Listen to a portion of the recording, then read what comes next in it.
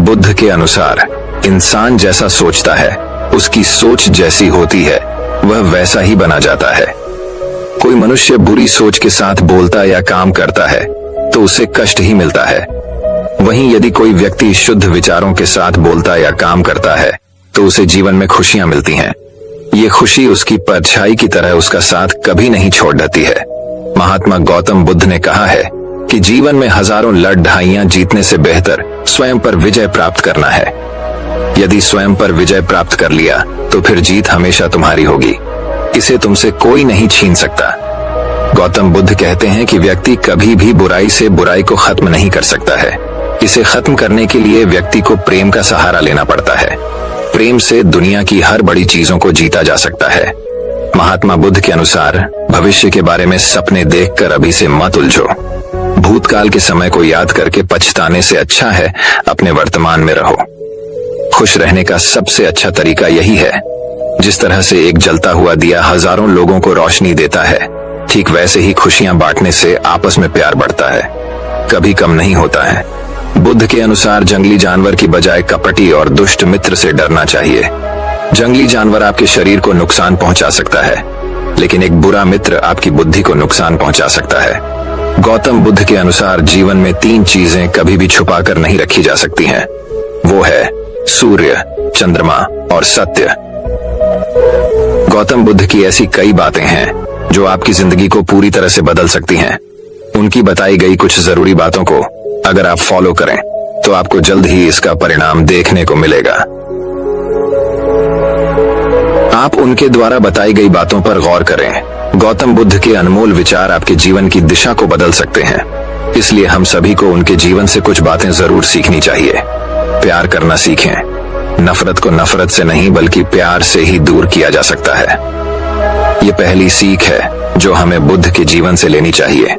दुनिया में प्यार ही एक ऐसा एहसास और भावना है जो इतनी शक्तिशाली है कि इससे उदासी, गुस्सा और निराशा दूर हो जाती है। चुप रहना सीखें। हमेशा बड़बोलापन अच्छा नहीं होता, कभी कभी चुप रहना भी बुद्धिमानी की निशानी होती है। गौतम बुद्ध के ये विचार सिखाते हैं कि आपका काम दर्शाता है कि आप कौन हैं। यदि आप अनावश्यक ज्ञान देंगे तो कोई आपका सम्मान नहीं करेगा, इसलिए शांत रहने और अपने आसपास की चीजों पर गौर करने में ही बुद्धिमानी होती है। सोच समझ कर बोलें। शब्द बहुत ताकतवर होते हैं। सच्चे शब्द दुनिया को बदल सकते हैं, वहीं कड़वे शब्द दुनिया का विनाश करने के लिए काफी होते हैं। शब्दों का हमारे जीवन में बहुत प्रभाव पड़ता है, इसलिए हमें दूसरों से कुछ भी कहते समय बहुत सावधान रहना चाहिए।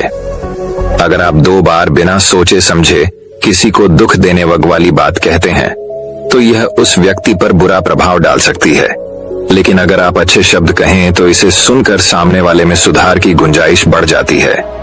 जीवन में लक्ष्य तय करें। आपको अपनी महत्वाकांक्षाएं खुद तय करनी होती हैं। बुद्ध के इन विचारों से आपको सीख मिलती है कि आपको लाइफ में अपना लक्ष्य तय करना चाहिए। ये आपके लिए कोई और नहीं बल्कि आप स्वयं ही कर सकते हैं।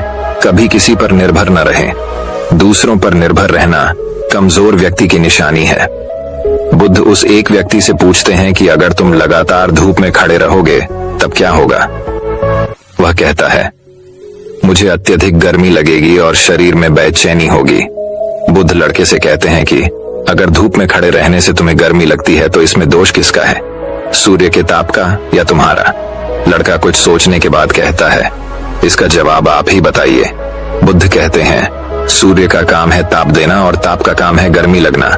ऐसे में तो दोष तुम्हारा ही है कि तुम धूप में जाकर खड़े हुए, जिससे कि तुम्हें गर्मी लगी। तुम्हें अगर शीतलता चाहिए तो तुम्हें छांव में रहना होगा। ठीक इसी तरह चंचल मन का भी स्वभाव होता है। विचारों और भावनाओं को जागृत करना। विचार क्षण भर के लिए होते हैं, लेकिन विचार से पैदा हुई भावनाएं देर तक टिकी रहती हैं। लेकिन यह तुम्हें निर्णय लेना है कि तुम्हें विचार और भावनाओं के साथ चलना है या अलग दिशा बनानी है। कैसे करें मन को शांत। बुद्ध कहते हैं, मन को शांत करने के लिए तन के आयाम पर काम करना सबसे आसान तरीका है। शरीर के स्तर पर हमारी कर्मेंद्रियां और ज्ञानेंद्रियां हैं। कर्मेंद्रियां कर्म और ज्ञानेंद्रियां ज्ञान से जुड़ी होती है। इससे हम अपनी संवेदनशीलता को बढ़ा सकते हैं, यानी हम जो भी काम करें उसे आनंद के साथ करें। मन के आयाम से हटकर तन के आयाम पर जाने से ही तुम्हारा चित्त शांत होगा। ऐसा करने से तुम मन के आयाम से हटकर शरीर के आयाम पर आ जाओगे। ठीक उसी तरह जैसे तुम धूप से हटकर छांव में आ सकते थे। मन के आयाम से हटने पर तुम्हारी जागरूकता तन पर आ जाएगी। जब तुम तन के आयाम पर काम करोगे तब तुम्हारा चित्त शांत होगा।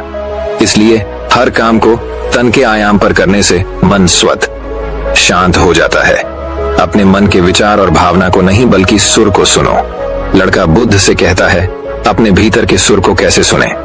बुद्ध कहते हैं, किसी शांत स्थान पर रहकर, जहां शांति हो, तब अपनी आंखें बंद करो और मन के भीतर चल रहे शोर से हटकर भीतर के सुर को सुनने की कोशिश करो। सुर निरंतर चलता रहता है, लेकिन बाहर के शोर के कारण तुम अपने मन के भीतर चल रहे सुर को नहीं सुन पाते हो। जब तुम अपने दोनों कानों को अपने हाथों से बंद कर दोगे, तभी मन के सुर को सुन पाओगे। इस तरह तुम मन की अशांति से दूर हो जाओगे और तुम्हारा मन शांत हो जाएगा। तो दर्शकों, अब अगली रोचक कहानी की शुरुआत कुछ इस प्रकार होती है। मन को खाली करना सीखो। एक गुरु का शिष्य बहुत गहन ध्यान कर रहा था, लेकिन उसका ध्यान केंद्रित नहीं हो रहा था। उनका मन सदैव विचारों से भरा रहता था। उसने अपने दिमाग को खाली करने की कोशिश की, लेकिन उसकी सारी कोशिशें नाकाम रहीं। अंत में जब वह सब कुछ कर चुका, तब वह अपने गुरु के पास गया और बोला, गुरुदेव, मेरा मन हमेशा विचारों से भरा रहता है। मैं एक जगह ध्यान केंद्रित नहीं कर पाता। जब देखता हूँ तो दूसरी चीज पर चला जाता हूँ, फिर तीसरी और चौथी चीज करता हूँ। मेरे दिमाग में हजारों विचार चलते रहते हैं और मुझे पता भी नहीं चलता कि ऐसा कब होता है। बहुत समय बाद मुझे एहसास होता है कि मैं क्या करने बैठा था और क्या सोच रहा था। हे गुरुदेव, मैं अपने दिमाग को विचारों से खाली करना चाहता हूँ। मैं चाहता हूँ कि मेरे मन में एक भी विचार न रहे। जब चाहूं तभी विचार उठना चाहिए। गुरु ने कहा कि किसी भी समस्या का समाधान तभी होता है जब हम समस्या की जड़ तक पहुंचते हैं, समस्या को ठीक से समझते हैं और जानते हैं। क्या आपने उस मन को भी जाना है जिसे आप खाली करना चाहते हैं? शिष्य ने कहा, गुरुदेव, मैंने मन को जानने की बहुत कोशिश की है, लेकिन जितना इसके बारे में जानता हूँ ये उतना ही रहस्यमय होता जाता है। गुरु ने कहा, जाओ और छोटे छोटे पत्थरों से भरा एक घड़ा ले आओ। तब शिष्य छोटे छोटे पत्थरों से भरा एक घड़ा ले आया और गुरु के पास रख दिया। गुरु ने कहा, इस घड़े को अपना मन समझो और इस घड़े में पत्थर भरे हुए हैं। अब इस घड़े में और पत्थर डालो। शिष्य घड़े में पत्थर डालने लगा। घड़ा पहले से ही भरा हुआ था। 12वां पत्थर रखते ही बाकी सभी पत्थर नीचे गिरने लगे। तब गुरु ने कहा, रुको और ध्यान से देखो। अब घड़े में कोई पत्थर तो नहीं आ रहे हैं, बल्कि वह नीचे गिर रही है, क्योंकि यह भर गया है। इसमें जो भी आ सकता था वह आ गया। अब और पत्थर नहीं आएंगे। यदि आप दूसरा पत्थर लगाना चाहते हैं तो पहले पत्थरों को बाहर निकालना होगा। शिष्य ने तुरंत कहा, गुरुदेव, मैं समझ गया कि आप क्या कहना चाहते हैं, कि हमें अपने दिमाग को विचारों से खाली कर लेना चाहिए। गुरु मुस्कुराए और गुरु ने कहा, पहले पूरी बात समझो और फिर दिमाग को खाली करो। गुरु ने कहा कि हमारा मन इस घड़े के बिल्कुल विपरीत है। तुम घड़े को पत्थरों से तो भर सकते हो, लेकिन मन को विचारों से नहीं भर पाओगे। मन हमेशा खाली रहता है। शिष्य ने कहा, गुरुदेव, मुझे कुछ समझ नहीं आ रहा है। अगर दिमाग हमेशा खाली रहता है तो हम उसे खाली करने की कोशिश क्यों करते रहते हैं? इसकी क्या जरूरत है? गुरु ने कहा, इस घड़े से एक एक करके सारे पत्थर निकालो। शिष्य ने वैसा ही किया और घड़े से एक एक पत्थर निकालता रहा और अंत में घड़ा खाली हो गया। गुरु ने कहा, देखो, तुमने एक एक पत्थर निकाला, ये घड़ा खाली हो गया है। अब आप इस घड़े में कोई भी पत्थर डाल सकते हैं, दूसरा पत्थर डाल सकते हैं, या फिर वही पत्थर दोबारा डाल सकते हैं। आप इसे आधा भर सकते हैं या फिर पूरा भर सकते हैं। शिष्य ने कहा, गुरुदेव, मैं भी ऐसा ही हूँ। मैं बता रहा हूँ कि मन को खाली करना है।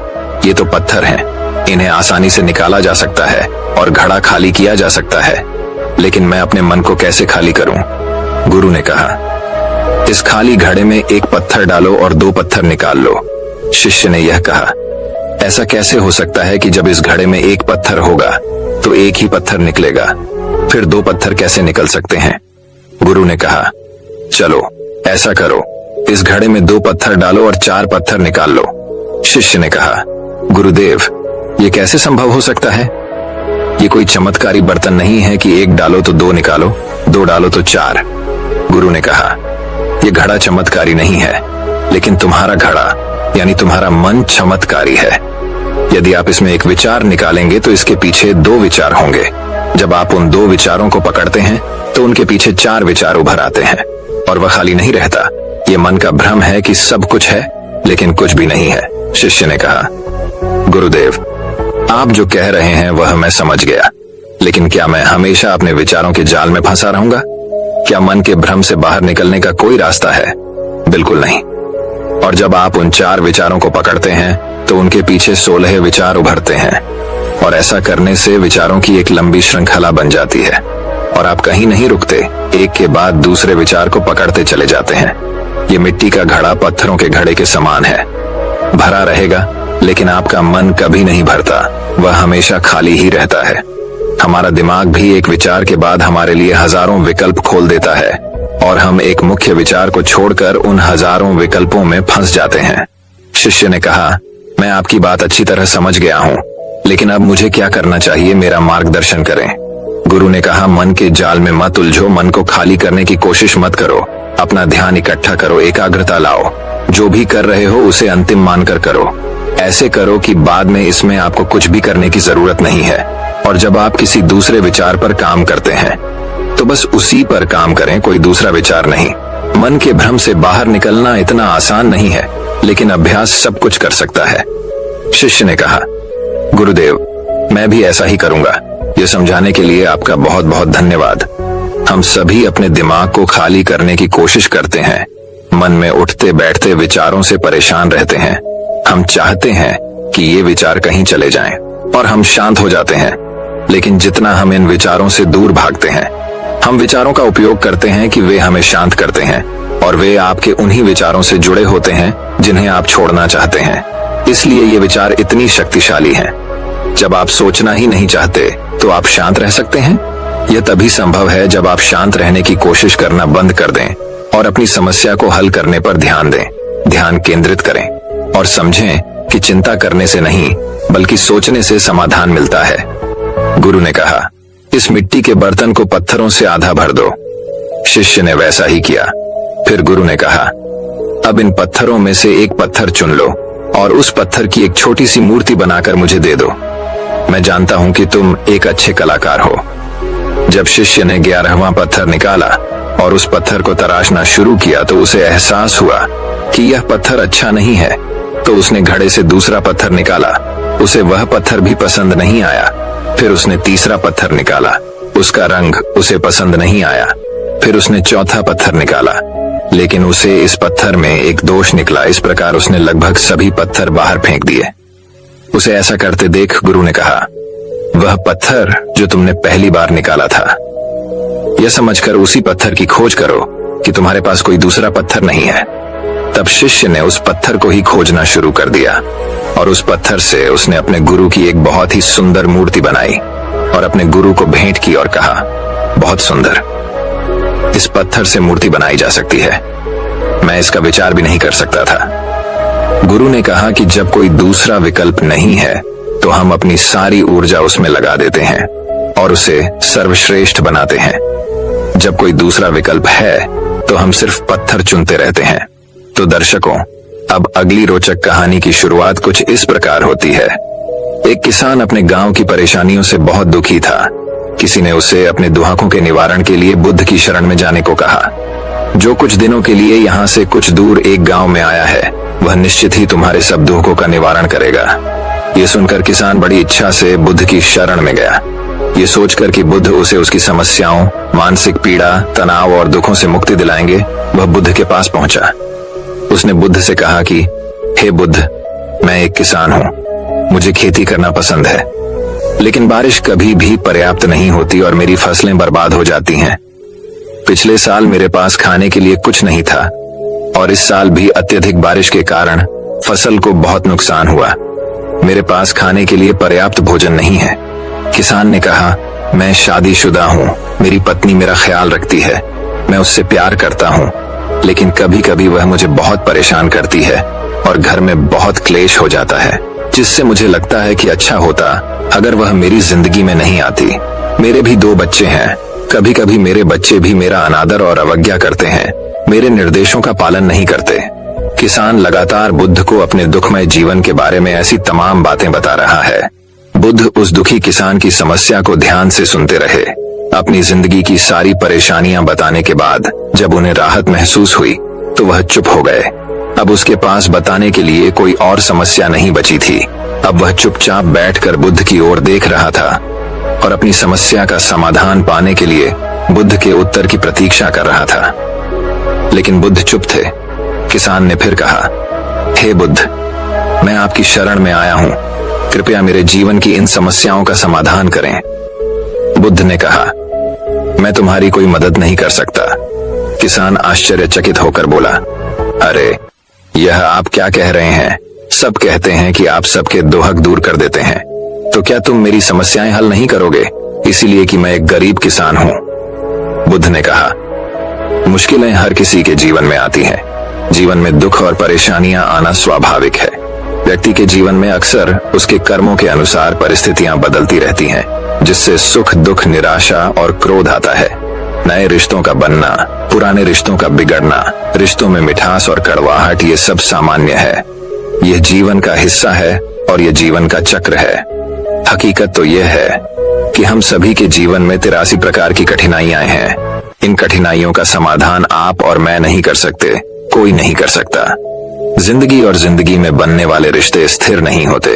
एक दिन रिश्तेदार भी चले जाएंगे और जिंदगी भी खत्म हो जाएगी, लेकिन ये समस्याएं वैसे ही रहेंगी जैसे आज आपकी जिंदगी में हैं और कल किसी और की जिंदगी में होंगी। इस पर किसान अपना नियंत्रण खो देता है और क्रोधित हो जाता है और ऊंची आवाज में बुद्ध से कहता है कि हर कोई कहता है कि तुम्हें एक महात्मा, एक सिद्ध पुरुष, एक प्रबुद्ध व्यक्ति होना चाहिए।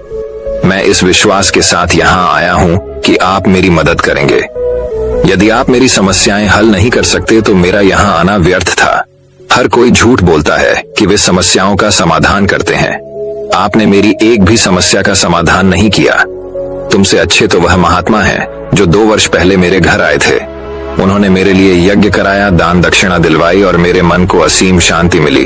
कुछ सुख भी बढ़े और कुछ दुख भी कम हुए। लेकिन तुमने मेरी कोई भी समस्या हल नहीं की। तुमने मुझे सीधे तौर पर मना कर दिया। बुद्ध ने कहा, क्या वह सब करने से जीवन के सारे दुख समाप्त हो गए? इतना कुछ करने के बाद भी अब आप इतने परेशान क्यों हैं? अब आप पहले से भी ज्यादा दुखों से घिर गए हैं। तात्पर्य यह है कि जीवन में दुख कभी समाप्त नहीं होते। किसान बोला, तो क्या मैं मान लूं कि तुम मेरी मदद नहीं कर सकते? यदि आप ऐसी छोटी छोटी बातों का समाधान नहीं कर सकते तो आपके उपदेशों का क्या लाभ? बुद्ध ने कहा, मैं तुम्हारी 84वीं समस्या का समाधान तो नहीं कर सकता, लेकिन हाँ, मैं तुम्हारी 84वीं समस्या का समाधान अवश्य कर सकता हूँ। किसान आश्चर्यचकित हो गया और बोला, 84वीं समस्या क्या है बुद्ध? बुद्ध ने कहा, यानी कि तुम अपने जीवन में कोई समस्या नहीं चाहते। आपकी सारी समस्याएं इसी समस्या के कारण उत्पन्न हुई हैं। यदि आप इस तथ्य को स्वीकार कर लें कि जीवन में समस्याएं मौजूद हैं और समस्याएं जीवन का हिस्सा हैं, तो आप जीवन की समस्याओं से विचलित नहीं हो पाएंगे। आप जीवन में आने वाली समस्याओं से विचलित हो जाते हैं क्योंकि आपको लगता है कि आप दुनिया के सबसे दुखी व्यक्ति हैं, जबकि सच्चाई यह है कि हर किसी को अपना दुख सबसे ज्यादा महसूस होता है। लेकिन जिस दिन आप यह समझने लगेंगे कि मेरा कष्ट अन्य लोगों की तुलना में बहुत कम है, उस दिन से कोई भी दुख आप पर प्रभाव नहीं डाल पाएगा। जब तक आप नहीं चाहेंगे कि आपके जीवन में कोई परेशानी ना आए और आप हर दुख दर्द से बचे रहें, तो यह संभव नहीं है। ऐसे में छोटा सा दर्द भी आपको बेचैन कर देगा और आपकी मानसिक शांति भंग कर देगा। अगर आपके जीवन से परेशानियां पूरी तरह से दूर हो जाएं, अगर आपको हर दिन हर पल बिना दुख और कठिनाइयों के जीवन जीने को मिलेगा, तो आप ज्यादा दिन तक ऐसा नहीं जी पाएंगे। एक समय आएगा जब आप हर दिन एक ही तरह की जिंदगी जीने से पूरी तरह से तंग आ जाएंगे और ऊब जाएंगे, क्योंकि जीवन में किसी भी चीज की अधिकता जीवन के लिए भयानक समस्याएं पैदा करती है। आरामदायक जीवन जीने से आप मन और शरीर दोनों से विकलांग हो जाएंगे। तो ऐसे जीवन का क्या फायदा जो बाद में आपको नर्क जैसा जीवन जीने पर मजबूर कर दे? जिस तरह खाना खाने का असली आनंद तभी मिलता है जब बहुत भूख लगी हो, और पानी पीने का असली मजा तभी आता है जब बहुत प्यास लगती है, उसी तरह जीवन के तमाम दुखों और परेशानियों को झेलने के बाद ही खुशी का आनंद मिलता है। इसीलिए जीवन में सुख और दुख अलग अलग रूप में आते रहते हैं। हम चाहकर भी जीवन से सुख दुख को खत्म नहीं कर सकते, लेकिन उनसे इतना ऊपर जरूर उठ सकते हैं कि कोई भी बड़ी समस्या मन को विचलित न कर सके। इसके लिए अपने मन को शक्तिशाली बनाएं, धैर्य रखें, प्रतिदिन आध्यात्म का ध्यान करें, ज्ञान बढ़ाओ। यह आपके जीवन की सभी समस्याओं का समाधान है। इसे जीवन की चतुर्मुखी समस्या का समाधान कहा जाता है। महात्मा बुद्ध का यह अद्भुत ज्ञान पाकर किसान संतुष्ट हो गया और उसका मन बिल्कुल हल्का हो गया। मन में जो समस्याएं परेशान कर रही थीं, उनके प्रति जिज्ञासा शांत हो गई। कौसान ने अपनी आंखें बंद कर लीं और आनंद का अनुभव करने लगा। किसान को समझ आ गया कि वह अब तक क्या गलती कर रहा था और वह बुद्ध के चरणों में गिर गया। तो दर्शकों, अब अगली रोचक कहानी की शुरुआत कुछ इस प्रकार होती है। एक समय की बात है, सेरेंडिपिटी के प्राचीन साम्राज्य में अशोक नाम का एक बुद्धिमान और महान राजा रहता था। राजा अशोक को उनके न्यायपूर्ण शासन और अपने लोगों की भलाई के प्रति उनकी अटूट प्रतिबद्धता के लिए सम्मानित किया जाता था। उसके शासनकाल में राज्य फला फूला और पूरे देश में शांति कायम हो गई। एक दिन राजा अशोक को एक भटकते हुए आरशी से एक रहस्यमय उपहार मिला। यह एक सुनहरा ताबीज था जिस पर प्राचीन प्रतीक और एक रहस्यमय संदेश अंकित था। आरशी ने राजा को बताया था कि ताबीज में बहुत शक्ति होती है, लेकिन इसका असली स्वरूप केवल शुद्ध विचारों और इरादों वाले व्यक्ति के सामने ही प्रकट होगा। आरशी के शब्दों से प्रभावित होकर राजा अशोक ने ताबीज को हर समय अपने पास रखने का फैसला किया। जैसे जैसे दिन बीतते गए, राज्य में अजीब घटनाएं घटने लगीं। लोगों ने रात में गलियों में छुपी हुई छायादार आकृतियों को देखने की सूचना दी और अशांति की फुसफुसाहट हवा में फैल गई। इन गड़बड़ियों के स्रोत को उजागर करने के लिए दृढ़ संकल्पित होकर राजा अशोक ने अपने विश्वसनीय सलाहकार बुद्धिमान ऋषि आनंद से सलाह ली। आनंद को रहस्यमय और अज्ञात की गहरी समझ के लिए जाना जाता था और राजा को उम्मीद थी कि वह स्थिति पर कुछ प्रकाश डाल सकते हैं। आनंद ने ताबीज की बारीकी से जांच की और बताया कि यह विचारों की शक्ति से युक्त था। यह जिसके भी पास है, उसके विचारों और इरादों को बेहतर या बदतर के लिए बढ़ा सकता है। ऐसा कहा गया था कि केवल सबसे शुद्ध हृदय ही अपनी शक्ति का उपयोग भलाई के लिए कर सकता है, जबकि दुर्भावनापूर्ण इरादे वाले लोग अपने ही अंधेरे में भस्म हो जाएंगे। इस रहस्योद्घाटन से परेशान होकर राजा अशोक को एहसास हुआ कि राज्य की परेशानियों का स्रोत ताबीज के भीतर ही था। वह जानता था कि उसे अपनी प्रिय भूमि पर और अधिक अराजकता फैलने से रोकने के लिए तेजी से कार्य करना होगा। आनंद के मार्गदर्शन से राजा अशोक प्राचीन बुद्ध, एक श्रद्धेय ऋषि जो राज्य से परे पहाड़ों में रहते थे, की सलाह लेने के लिए यात्रा पर निकले। कहा जाता है कि बुद्ध के पास महान ज्ञान और अंतर्दृष्टि थी और राजा को उम्मीद थी कि वह ताबीज के रहस्यों को उजागर करने में उसकी मदद कर सकते हैं। एक लंबी और कठिन यात्रा के बाद राजा अशोक अंततः उस पर्वत पर पहुंचे जहां बुद्ध का निवास था। आरशी ने शांत मुस्कान के साथ उनका स्वागत किया और उन्हें आग के पास बैठने के लिए आमंत्रित किया। जैसे ही वे मौन बैठे, राजा को अपने ऊपर शांति का एहसास हुआ और उसका अशांत मन शांत होने लगा। बुद्ध ने धीरे से कहा, विचारों की शक्ति एक दोधारी तलवार है मेरे प्रिय राजा। यह महान परिवर्तन और बदलाव ला सकती है, लेकिन अगर इसे लापरवाही से इस्तेमाल किया जाए तो यह विनाश का कारण भी बन सकती है। आपको अपने विचारों और इरादों पर काबू पाना सीखना चाहिए, क्योंकि वे आपके आसपास की दुनिया को आकार देते हैं। बुद्ध के शब्दों से गहराई से प्रभावित होकर राजा अशोक को ताबीज के सही अर्थ और इसके साथ आने वाली जिम्मेदारी का एहसास हुआ। वह समझ गया था कि यदि वह इसकी शक्ति का अधिक से अधिक अच्छे के लिए उपयोग करना चाहता है, तो उसे हृदय की पवित्रता और मन की स्पष्टता विकसित करने का प्रयास करना चाहिए। राज्य में लौटकर राजा अशोक ने अपने लोगों से आत्मखोज और आंतरिक परिवर्तन की यात्रा में शामिल होने का आह्वान किया। साथ में वे बुद्ध और आरशी आनंद के ज्ञान द्वारा निर्देशित होकर अपने विचारों और इरादों की शक्ति को अनलॉक करने की खोज में निकल पड़े। जैसे जैसे दिन हफ्तों में और सप्ताह महीनों में बदलते गए, सेरेंडिपिटी के साम्राज्य में गहरा परिवर्तन आया। लोगों ने अपने डर और असुरक्षाओं को दूर करना, शांति और ज्ञान का एक नया मार्ग अपनाना सीखा। वे छायादार आकृतियां जो कभी गलियों में भय पैदा करती थीं, गायब हो गईं। उनकी जगह लालटेन की गर्म चमक और सड़कों पर खेल रहे बच्चों की हंसी ने ले ली। अशांति की फुसफुसाहटें शांत हो गईं। उनकी जगह आशा और एकता के गीतों ने ले ली। अंत में राजा अशोक को एहसास हुआ कि सच्ची शक्ति बाहरी संपत्ति या भौतिक धन में नहीं, बल्कि किसी के विचारों और इरादों की पवित्रता में निहित है। उन्होंने समझा कि प्रेम, करुणा और आत्म जागरूकता पैदा करके वह स्थायी परिवर्तन ला सकते हैं और एक ऐसा राज्य बना सकते हैं जहां सभी प्राणी सद्भाव से पनप सकें। और इसलिए सेरेंडिपिटी का साम्राज्य दूर दूर तक प्रकाश और ज्ञान की चमकती किरण, विचारों की परिवर्तनकारी शक्ति का प्रमाण और एक बुद्धिमान और महान राजा की विरासत के रूप में जाना जाने लगा, जिसने करुणा और अनुग्रह के साथ अपने लोगों का नेतृत्व किया। कहानी का सार यह है कि विचारों की शक्ति एक शक्तिशाली शक्ति है जो हमारी वास्तविकता को गहन तरीकों से आकार दे सकती है। हृदय की पवित्रता और मन की स्पष्टता को विकसित करके हम इस शक्ति का उपयोग अच्छे कार्यों के लिए कर सकते हैं और अपने जीवन और अपने आसपास की दुनिया में सकारात्मक बदलाव ला सकते हैं। तो दर्शकों, अब अगली रोचक कहानी की शुरुआत कुछ इस प्रकार होती है। सुनहरे रेशमी वस्त्र का रहस्य। एक समय की बात है, सूर्यपुर राज्य में आनंद नाम का एक बुद्धिमान और परोपकारी राजा रहता था। उनका शासनकाल समृद्धि, शांति और न्याय के लिए जाना जाता था, लेकिन उसके शांत साम्राज्य की सतह के नीचे एक ऐसा रहस्य छिपा था जो सूर्यपुर की नींव हिला देगा। यह सब तब शुरू हुआ जब एक चांदनी रात में शाही महल के दरवाजे पर जटिल प्रतीकों और चमकदार धागों से सजी एक रहस्यमय सुनहरी रेशमी पोशाक दिखाई दी। कहा जाता था कि यह वस्त्र स्वर्ग से एक उपहार था जो इसे धारण करने वाले को सौभाग्य और भाग्य का प्रतीक देता। जैसे ही चमत्कारी वस्त्र की खबर पूरे राज्य में फैली, लालच और ईर्ष्या की फुसफुसाहट हवा में भर गई। राजा की पत्नी रानी माया उस वस्त्र की इच्छा से अभिभूत थी, यह विश्वास करते हुए कि यह उसे शाश्वत सौंदर्य और यौवन प्रदान करेगा। एक दिन जब रानी माया खुद को दर्पण में निहार रही थी, एक नौकर जल्दी से कक्ष में दाखिल हुआ। उसकी आंखें डर से चौड़ी हो गईं। महाराज, सुनहरा रेशमी वस्त्र चोरी हो गया है, उसने कहा। उसकी आवाज घबराहट से कांप रही थी। रानी का दिल चिंता से धड़कने लगा और वह राजा आनंद को चोरी की सूचना देने के लिए दौड़ी।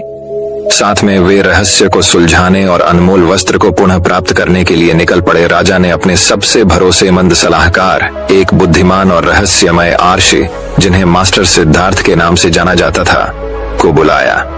अपनी तीव्र बुद्धि और गहरी बुद्धि के साथ मास्टर सिद्धार्थ ने चोरी हुए वस्त्र के रहस्य को सुलझाने और राज्य में शांति बहाल करने की कसम खाई।